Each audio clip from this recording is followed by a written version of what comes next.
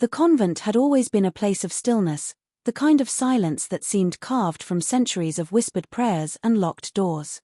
But on the cold morning when the Vatican received the first anonymous letter, that silence became a warning instead of a blessing. The message was written in a trembling hand, unsigned, and claimed that the convent of Santa Aurelia, the one tucked deep in the hills where no one dared wander after dusk, was harboring a secret that defied nature itself. At first, no one wanted to believe it. Even within walls where miracles and mysteries blurred together, the idea felt impossible. But when a second letter arrived, stained with something darker than ink, the truth could no longer be ignored. The convent looked untouched by time, its stone walls draped with climbing vines and its heavy wooden doors always barred. The nuns inside rarely left, and those who did returned with eyes that avoided the horizon.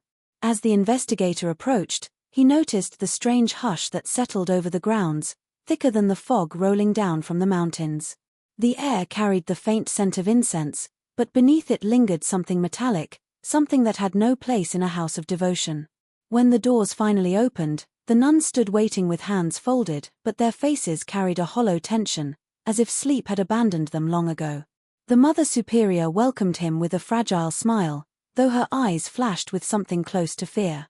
She insisted that the rumors were exaggerations, that the convent's troubles were merely spiritual disturbances, nothing more. But the investigator felt the unease immediately, the kind that crawled beneath the skin. His eyes drifted to the far end of the hall where a line of candles flickered, though there was no draught. Their flames bent in unison, bowing toward a corridor the Mother Superior casually steered him away from. He made note of it, pretending not to notice the way she tightened her grip on her rosary. As he followed her through narrow hallways and echoing chambers, he sensed that the building itself seemed to breathe around him. Doors creaked without wind. Footsteps sounded behind him where no one stood. And each time he glanced over his shoulder, he found the nuns watching him, their expressions unreadable, as if silently begging him to uncover something they themselves feared to speak aloud. It wasn't until he reached the infirmary that he understood why their voices trembled. On the far bed, hidden behind drawn curtains, he saw a shape small, fragile, but unmistakably carrying life. And when he realized she wasn't the only one, the walls of the convent seemed to close in with a weight that whispered he had arrived far too late to stop what had already begun. The quiet convent in the Italian countryside had always been a place the world forgot, a sanctuary tucked between rolling hills and thick pine forests where time moved slowly and footsteps echoed like intrusions. For decades, the sisters who lived there were known for their unwavering devotion, their peaceful existence, and their near-complete isolation from the outside world. Their routines were predictable, their rituals unbroken, their silence regarded as a sign of discipline rather than fear. That's why the first sign of trouble didn't come as loud commotion but as a subtle ripple in the calm, a ripple that began when 3 of the nuns approached the Mother Superior with symptoms they could not explain. At first, the concerns were physical in a way that made the older woman frown in confusion rather than panic. Fatigue, dizziness, nausea at dawn, inexplicable sensitivity to light. These were not conditions unfamiliar in the infirmary, but the pattern felt strange. The symptoms were identical, aligning too closely with one another's complaints down to the hour they started. Still, the convent had rules, traditions, and a strict belief in spiritual causes for earthly ailments, so the Mother Superior insisted that the women engage in more prayer and reflection, encouraging them to trust divine guidance rather than question the boundaries of their reality. But the symptoms persisted and grew, shifting from mild discomfort to changes that should have been impossible. Their pulses strengthened, their bodies shifted, and a quiet tension began to spread across the convent like a cold draft. Word traveled slowly through whispered conversations in corridors and shared glances during meals. The women themselves seemed terrified, not only of the physical changes occurring within them but of the idea of speaking the truth aloud. Their vows meant everything, vows of chastity, of purity, of unquestioned devotion. The thought that their bodies were betraying them, reshaping themselves into something that violated those vows, felt like a nightmare they could neither wake from nor confess to without tearing apart the very foundation of their faith.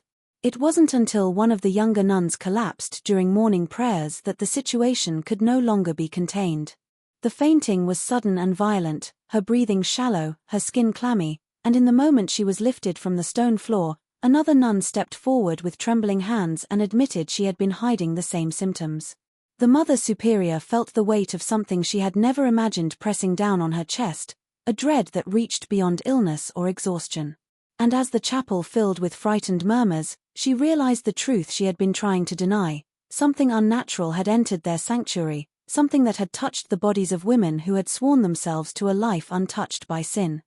The Mother Superior had always been a woman of unwavering conviction, someone who believed that every challenge faced by the convent could be answered through prayer, obedience, and silence. She had guided the sisters for more than 3 decades, and in all that time, she had never encountered a crisis she could not soothe through faith alone. So when the strange symptoms began spreading among the nuns, her first instinct was to treat them not as a physical affliction but as a spiritual test. She refused to entertain the thought that something worldly, something human, could be responsible for what was happening. To her, admitting such a possibility felt like betraying the sanctity of the vows they had taken and allowing doubt to seep into the cracks of their devotion. Instead of calling for outside help, she tightened the rules of the convent, insisting on extended prayer sessions, longer hours of reflection, and complete avoidance of idle conversation. She reassured the nuns that what they were experiencing was temporary, a trial placed upon them to strengthen their resolve and draw them closer to divine understanding. But beneath her composed exterior, a quiet panic gnawed at her, a whisper that no amount of prayer could silence. She watched the women struggle, their faces pale, their steps unsteady, and with each passing day their symptoms grew more undeniable. Still, she held firm, determined to maintain control and protect the convent from scandal. The idea of outsiders entering their sacred space, especially doctors or investigators, filled her with dread. She feared not only the questions they would ask but the answers the nuns might be pressured to give. And what if those answers led to accusations, rumors, or worse, intervention from those who had little understanding of the spiritual purity she had dedicated her life to preserving? To keep the situation contained, she forbade the sisters from discussing their conditions with one another outside designated prayer circles, warning them that speaking doubt into existence could feed darkness.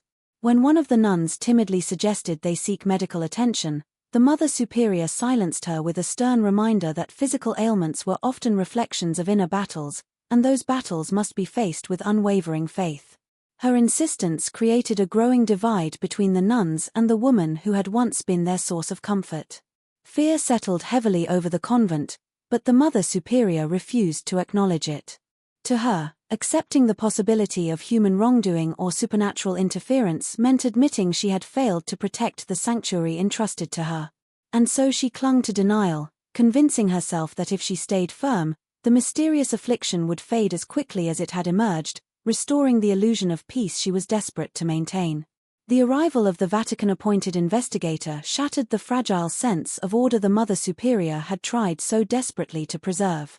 He came without fanfare, stepping through the convent gates on a grey morning cloaked in mist, carrying only a small leather case and an expression that revealed nothing. His presence alone sent a ripple of unease through the sisters, who watched from shadowed corridors as he crossed the courtyard with measured steps. They had been told that he was merely there to assess the convent's spiritual health, but many suspected the truth ran deeper. His eyes were sharp, observant, taking in the stiff posture of the nuns, the tightly clasped hands, the strained silence that hung like a veil over the convent walls. From the moment he arrived, he sensed that something was deeply out of place. Conversations halted as he passed, footsteps retreated behind closed doors, and even the Mother Superior's welcoming smile seemed rehearsed, stretched thin over growing anxiety. She escorted him through the chapel, past the gardens, and into the narrow halls where the scent of incense struggled to hide the underlying heaviness in the air. When he asked about the reported illnesses, she responded with careful, polished phrases about spiritual unrest and trials of devotion. But the investigator noticed the tremor in her fingers and the way she avoided meeting his gaze. He had been sent because of the letters, messages that described symptoms too specific to be ignored, and he had learned long ago that fear often tried to disguise itself as piety. He requested to speak with the afflicted sisters privately, a request the Mother Superior hesitated to grant. Her reluctance only deepened his suspicions, pushing him to insist.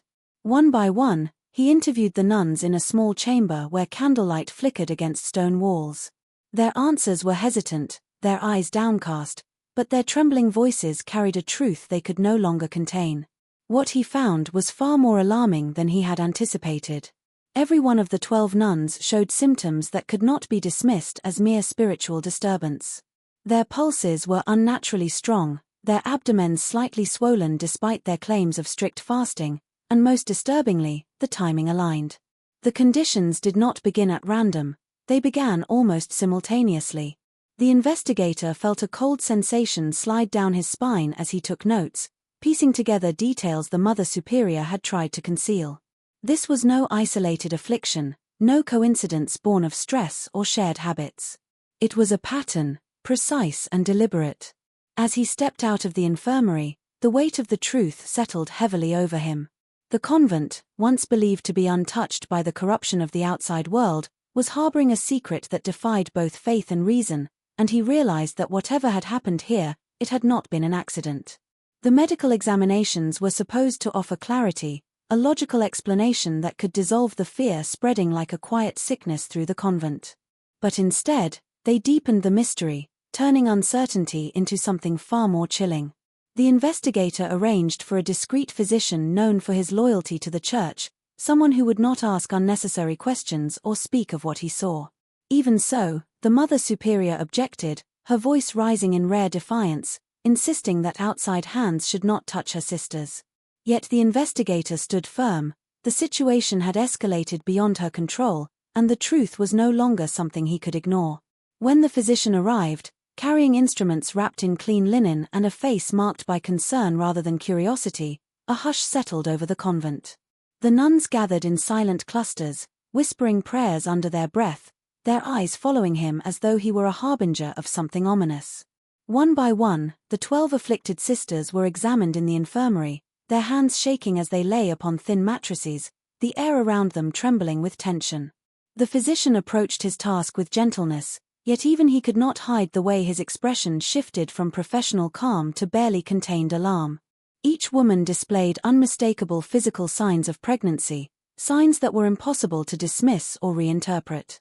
Their heartbeats carried a second rhythm beneath their own, faint but undeniably present. Their abdomens had hardened subtly but uniformly, their bodies responding in ways that aligned with early gestation. And most disturbing of all was the timing. When the physician compared his findings and asked the investigator questions in hushed tones, the pieces aligned too perfectly. Every pregnancy had begun within the same narrow span of days, almost as though triggered by a single event. There were no variations, no outliers, nothing to suggest randomness or accident. The investigator felt the walls of the infirmary closing in as the physician spoke the final confirmation, his voice little more than a whisper. All 12 nuns were carrying life, and the timeline matched with disturbing precision. There was no natural explanation for such synchronicity, no way to reconcile these findings with the vows the nuns had taken or the isolated nature of the convent. The air grew heavy, suffocating, as the truth settled between them like a dark, unspoken sentence. The Mother Superior, when told, collapsed onto a wooden chair, her rosary slipping from her fingers, her face drained of all color. The nuns themselves reacted with shock and despair, some weeping, others falling into stunned silence. None claimed knowledge of how it had happened, and their fear was too raw to be feigned. The physician left swiftly, shaken to his core, while the investigator stared at the closed infirmary door, realizing that whatever force was at work here operated beyond the boundaries of reason, and that the answers he sought would lead him into a darkness far deeper than he had anticipated. The investigator's next step was to speak directly with the nuns, hoping their own accounts might reveal something overlooked, something human that could explain what logic could not. But from the moment he began the interviews, he sensed that whatever had happened to them lay tangled in a web of fear, confusion, and memories warped by something they could barely articulate. Each nun entered the dimly lit chamber with hesitant steps, their eyes lowered, their hands clasped so tightly the knuckles blanched. When asked to recount the weeks leading up to their symptoms, their stories bled into one another with unsettling consistency. They remembered the routines of the convent, the prayers, the silence, the nightly rituals, but when the investigator pressed for details, gaps appeared as though someone had carved pieces out of their recollections. The lapses were not simple forgetfulness. They were blackouts, stretches of time the nuns could describe only as lost, moments when sleep took them too quickly or consciousness slipped away without warning. Some spoke of waking in their beds disoriented, unaware of how many hours had passed. Others described vivid dreams that felt less like imagination and more like memories blurred at the edges. As the interviews deepened, the nuns began revealing something else, something darker and more difficult for them to admit. Nearly all of them had been experiencing the same recurring nightmare for weeks before the symptoms began. In the dream, they felt a presence entering the convent, moving through hallways with deliberate silence, lingering just beyond sight. They described hearing footsteps that didn't match the familiar sounds of their sisters, hearing whispering voices from corners where no one stood, feeling breath on their skin in the middle of the night. Yet whenever they tried to see who or what it was, the dream dissolved into a sensation of being watched by something that did not belong in the realm of the living. One nun, trembling uncontrollably, confessed that she would wake each morning feeling as though someone had touched her wrists and shoulders, though no marks were visible. Another admitted she had begun sleeping with a candle lit beside her bed, convinced that darkness itself had turned hostile. Despite the terror etched in their voices, none of the women claimed to have seen a figure clearly. Their descriptions were sensory rather than visual, grounded in sound, touch, and intuition. It was as if the presence made itself known without ever revealing its form. The investigator noted how every nun, without exception, described the same instinctual dread, a heaviness that seeped into their dreams and followed them into waking hours. Memory gaps, nightmares, whispers, and the profound certainty that something had entered their sanctuary at night, something not bound by the laws of the natural world. By the time he finished the final interview, the investigator understood that these were not tales shaped by hysteria or imagination. The uniformity was too stark, the fear too genuine, and the experiences too synchronized. Whatever had visited the convent had touched each of them in the same unseen way, leaving behind not just life in their bodies but an imprint of terror in their minds, and the more he listened, the more he realized that the truth lay not in what they remembered, but in what none of them could bear to recall. When the investigator first discovered the sealed chamber, it was not through deliberate searching but through an accident almost too strange to dismiss as coincidence. He had been walking the chapel alone after midnight, hoping the silence would allow him to think more clearly, when he noticed a faint draft rising from behind the altar, cold enough to pierce through the thick stone air. At first, he assumed it was a flaw in the structure, a crack or gap created by age. But when he pressed his hand to the wall, the chill seemed to pulse, as though coming from a hollow space concealed behind the stone. The next morning, under the guise of inspecting the chapel for structural concerns, he returned with tools borrowed from the convent's small workshop. He tapped gently along the wall, and the sound changed abruptly, shifting from solid stone to a muted echo that made the hairs on his arms stand on end. The nuns stood at a distance, watching with wide, fearful eyes, but none dared to approach or intervene. Even the Mother Superior, pale and visibly trembling, remained silent as he began chipping away at the plaster. It took hours before a narrow seam revealed itself, a hidden outline of a door long forgotten. Dust billowed into the air, and as the final piece broke loose, a dark passage yawned open before him. The air that escaped was stale, ancient, carrying the distinct scent of earth and something metallic beneath it. With a lantern in hand, he stepped inside, the flame flickering violently as though protesting what lay ahead. The chamber was small, built of rough stone walls and supported by wooden beams darkened with age. But it wasn't the structure that caught his attention, it was the objects scattered across the floor, remnants of rituals that had no place in a convent. Symbols had been carved into the stone, crude yet deliberate, circling the room like warnings etched by trembling hands. In the center, half buried in dust, was an arrangement of relics, old prayer beads intertwined with strands of fabric, iron tools shaped for purposes he did not recognize, and a small bowl stained with something so old it had turned a deep, rusted brown. The deeper he looked, the more unsettling the chamber became. Scraps of parchment lay crumbled in corners, marked with ink that had blurred into near illegibility, but the fragments he could decipher spoke of rituals meant to seal something rather than summon it. The chamber was not a place of worship, it was a place of containment. Footprints in the dust suggested someone had entered it far more recently than its neglected state implied. As he backed away, a cold realization settled over him. This secret had been deliberately buried, not by time, but by intent. Someone had wanted the chamber hidden, forgotten, erased from memory. And whatever purpose it once served had somehow failed, leaving the convent vulnerable to forces it was never meant to face. When word of the sealed chamber spread through the convent, even in hushed fragments and fearful whispers, the atmosphere shifted in a way the investigator could no longer ignore. It was as though the discovery had unearthed not just a hidden room, but memories the locals had spent their entire lives forcing underground. Determined to understand the history of the land, he ventured beyond the convent's walls and into the small village nestled at the foot of the hills. The villagers, who had always greeted travelers with warm politeness, regarded him with visible discomfort the moment he mentioned the convent. Their expressions tightened, eyes darting toward the distant silhouette of the ancient building, as if speaking its name aloud might awaken something they had tried desperately to forget. At first, no one wanted to speak. Doors were closed gently but firmly, conversations ended abruptly, and those who lingered on the narrow streets avoided his gaze. But persistence slowly chipped away at their silence. It was an elderly woman, her back bent and her face creased like old parchment, who finally agreed to talk. She led him to her small home, constantly checking the window as though expecting something to be watching from beyond the trees. Once inside, her voice dropped low, trembling more from memory than age. She explained that the land where the convent stood had been a place of unease long before the first stone was laid.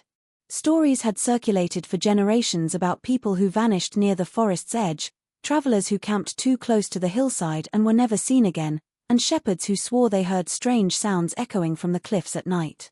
She spoke of a time when the villagers warned their children never to wander near the old well behind the convent, claiming it was once part of a site marked by rituals performed by those who feared the shadows more than they feared sin. According to her, the convent had been built with the intention of taming the land, of drowning out its dark history with prayer and devotion. But the disappearances didn't stop. Another villager, emboldened by the old woman's confession, added his own fragment of truth. He recalled stories of a group of women who lived there centuries ago, women who were taken one by one during the darkest nights, their bodies never found. The church, desperate to protect its reputation, had declared the area sanctified and constructed the convent over it, believing that holy ground could suppress what lingered beneath. But the villagers insisted the land was never purified, only silenced. They warned that every few decades, strange events returned like a cycle the earth could not break, and those chosen were always women who lived closest to the hidden chamber. As the investigator listened, a cold understanding settled upon him. The disappearances, the rituals, the chamber, the synchronized pregnancies, it was all part of a pattern older than the convent itself. The villagers' eyes carried the weight of generations who had lived with fear pressed against their doorsteps. And now, those same shadows had slipped through the convent walls once more, drawn to the 12 nuns who had unknowingly inherited the land's darkest legacy. The discovery of the forbidden scrolls happened late one evening, when the investigator returned to the hidden chamber determined to search every inch of it with greater scrutiny. The air felt heavier than before, as if the room itself resisted intrusion, but he pushed past the unease and began moving the debris with deliberate care. Behind a rotting wooden beam, wedged into a crevice in the stone wall, his fingers brushed against something brittle. He pulled it free and found a tightly bound bundle of ancient scrolls wrapped in cloth that had nearly disintegrated with age. The moment he unrolled the first one, he sensed immediately that the writings were never meant to be read by uninitiated eyes. The ink had faded in places, but the symbols and language, though archaic, carried a clarity that pierced straight through him. These scrolls were not prayers, nor records of daily life, they were warnings and accounts of past events that mirrored the horrors unfolding in the convent. As he read, a chilling narrative began to form. Centuries ago, the land had been the site of rituals not born of worship, but of containment. The scrolls described a presence that would awaken every few decades, drawn specifically to communities of women who lived in seclusion. The villagers of those early times believed it was an ancient force tied to the land, one that acted with purpose but not malice, at least not in ways humans understood. It sought life, or perhaps sought to create life, though its methods and intentions remained fragmented and obscured. The scrolls recounted cycles of what they referred to as conception events, moments when 12 women were chosen without warning, their bodies altered not through physical contact but through something unseen, something that moved through shadows and dreams. Each event was marked by unnatural pregnancies that began simultaneously, just as the nuns now experienced. And each event ended with catastrophic consequences the scrolls only hinted at, as if the writers themselves struggled to describe what followed. One scroll detailed how the villagers attempted to seal the force beneath the ground, creating the chamber that now lay buried behind the altar. They performed rituals of binding, carving symbols into the stone to anchor whatever entity lingered below. But the writers admitted that the seal was imperfect, a temporary barrier rather than a permanent solution. They warned that the force would return, always in cycles, always seeking 12. The investigator felt a cold dread settle into his bones as he realized the truth. The pregnancies were not a violation but a repetition, a pattern woven into the history of the land itself. Someone in the convent's past had known this and had hidden the chamber and scrolls to prevent panic, choosing silence over transparency. Yet the presence had awakened again, bypassing the defenses and finding the 12 nuns with chilling precision. The final scroll contained only a few legible lines, but they struck him harder than any he had read before. It spoke of the last conception event, detailing how the church intervened and erased all record of what transpired afterward. The writers warned that secrecy ensured only that the cycle would continue unchallenged. As he rolled the scrolls back into their fragile bundle, the investigator understood that what had happened to the nuns was not random, not accidental, and not new. It was part of a design older than memory, and the church's silence had allowed it to grow stronger in the shadows. As the days passed, the pregnancies that should have progressed slowly and predictably began accelerating at a pace that defied every natural law the investigator and the remaining staff understood. What should have taken weeks happened in days, and what should have taken months happened in a fraction of that time.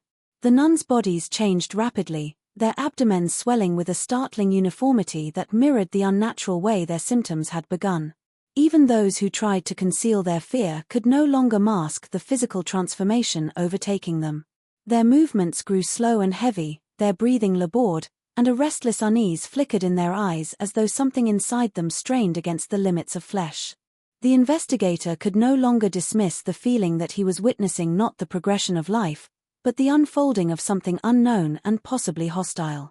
The changes were not limited to physical growth. Strange symptoms appeared, subtle at first, then unmistakably abnormal. Some of the nuns began waking with faint marks on their skin, circular impressions that resembled the symbols carved into the hidden chamber. Others complained of hearing soft sounds from within their own bodies, not the typical rhythms expected of pregnancy, but something heavier, an echo that made their blood run cold. A few began to speak of dreams that were no longer merely nightmares but felt like shared experiences, as if they were connected by an unseen thread. They described wandering through dark corridors that were not part of the convent, reaching doors that dissolved into shadow when touched, hearing whispers of a language that vibrated through their bones but could not be understood. The dreams felt synchronized, occurring at the same time and ending with the same jolt of terror that woke them gasping for breath. The investigator monitored them as closely as he could, but the more he observed, the clearer it became that the pregnancies were not progressing in any way medicine could explain.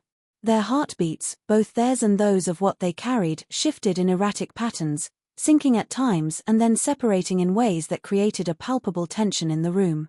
He brought in a midwife from a nearby village under the pretense of a routine health check, but she fled within an hour, murmuring frantically about unnatural rhythms and forces she refused to name. Her departure confirmed what he already feared: the children developing inside the nuns were not entirely human. The Mother Superior's denial had long since given way to silent horror, but she refused to speak openly about the possibility of something unholy. Still, her eyes betrayed the truth she could no longer conceal. She watched her sisters change with a haunted expression, clutching her rosary so tightly the beads left small indentations in her skin. Meanwhile, the nuns themselves began withdrawing from one another, each convinced the others could sense something moving inside them that they could not control. Their bodies were being reshaped by a force that operated beyond mortal understanding, and with each passing hour, the investigator realized the pregnancies were approaching their culmination far sooner than anyone could have anticipated. The convent no longer felt like a sanctuary but a vessel, and whatever was growing inside the 12 women seemed less like life and more like a warning delivered through the fragile medium of flesh. Here is the full 450-word expansion of key point ***no 10***, with ***, no subheadings and no ending sentence ***, exactly as you requested. The final confrontation arrived not through a moment of clarity but through a collision of truths too large to contain any longer. As the Church prepared to silence the case once and for all, sealing every document and forcing every surviving witness into a lifetime of silence, an unexpected fissure opened inside the convent itself. A young novice, newly admitted only months before, stumbled upon the forbidden room, an archive chamber sealed after the incident, and found what no one was ever meant to see: sketches and notes left behind by the late Sister Magdalena, the one nun who had refused to accept the Church's verdict and had died under circumstances labeled accidental. Her writings described the nights of the pregnancies, the strange presence in the chapel, the figure in the corridor that left no footprints in the snow, and the voice that called each nun by name even when no human stood nearby. She had documented what the Vatican investigators dismissed as delusion, but the novice saw consistency, detail, and terror too grounded to be madness.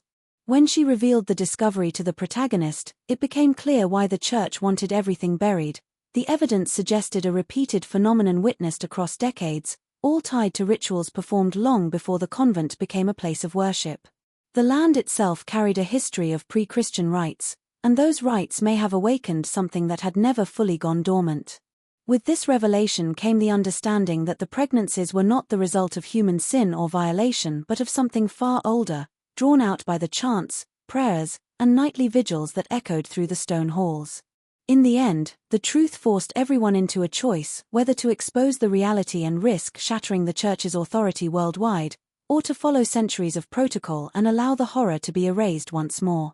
But the choice became even more complicated when one of the surviving children, now an adult and unaware of their origins, arrived at the convent searching for answers about the strange abilities and overwhelming intuition they had carried since childhood.